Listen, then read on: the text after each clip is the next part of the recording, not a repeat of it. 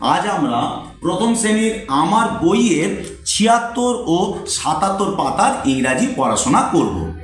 এখানেতে যে ছবিটা প্রথম আমরা দেখব, সেই ছবিটাতে কি কি জিনিস দেখতে পাচ্ছি তার বাংলা ইংরাজিটা যেমন জানবো, সেই সঙ্গে সঙ্গে আমরা বেশ কিছু শব্দ ওয়ার্ড আমরা শিখব।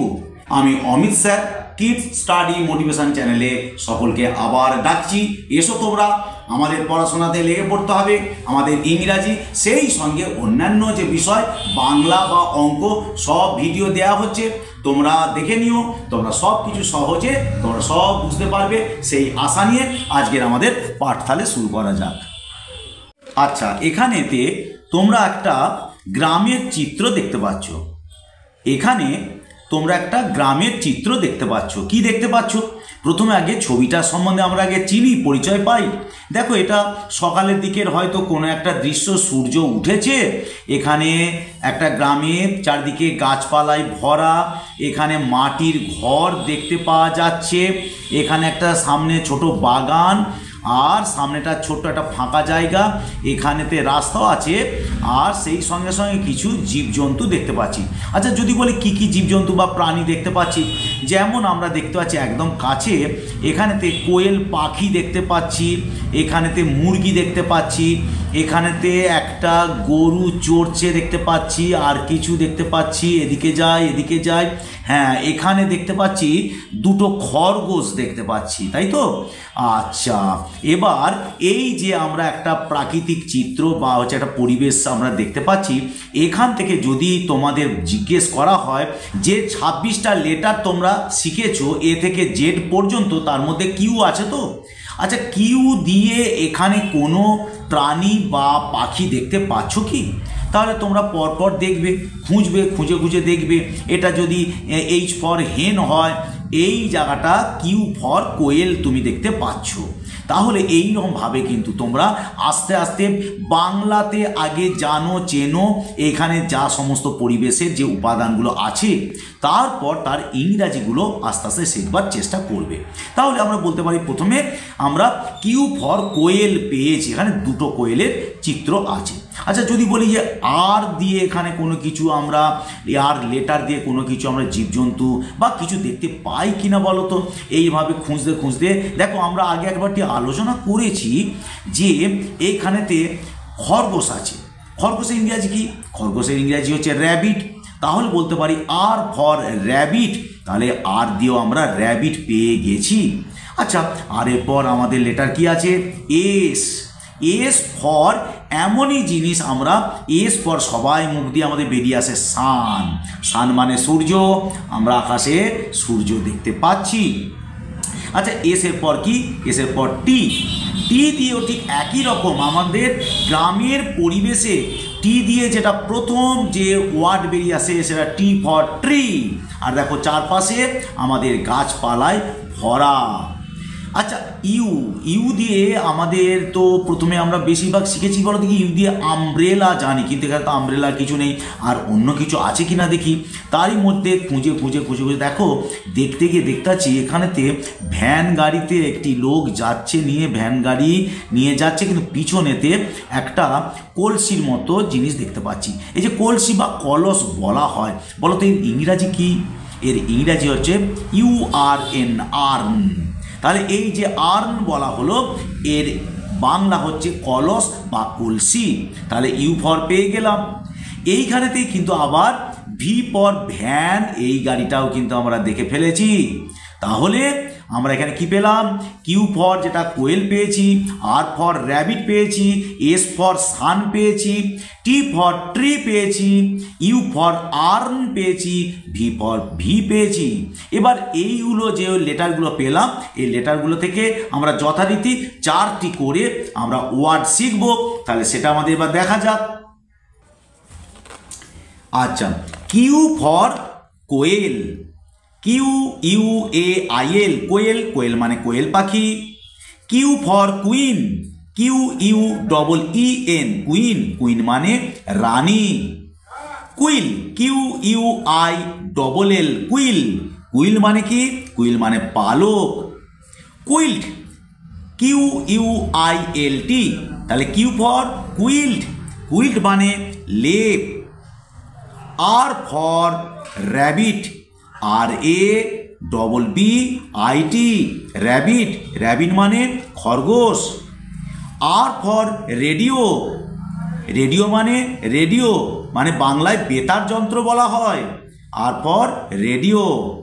আর for rainbow, rainbow, RAIN, rain, BOW, bow, rainbow মানে রামধনু, যেটা বৃষ্টির পর মাঝে সাঝে দেখতে পাওয়া যায়। R for rat, RAT, rat, rat মানে ইঁদুর। S for sun, SUN, sun, sun মানে সূর্য। S for school, SCHOOL, school, school মানে বিদ্যালয়। S for soap, SOAP, soap, soap মানে সাবান। S for socks, SOCKS, socks, socks মানে মোজা। T for tree, TREE, tree মানে গাছ। টি ফর ট্যাপ, ট্যাপ মানে কি? ট্যাপ মানে জলের কলের মুখ, আমরা সংক্ষেপে বলি জলের কল, TAP, ট্যাপ।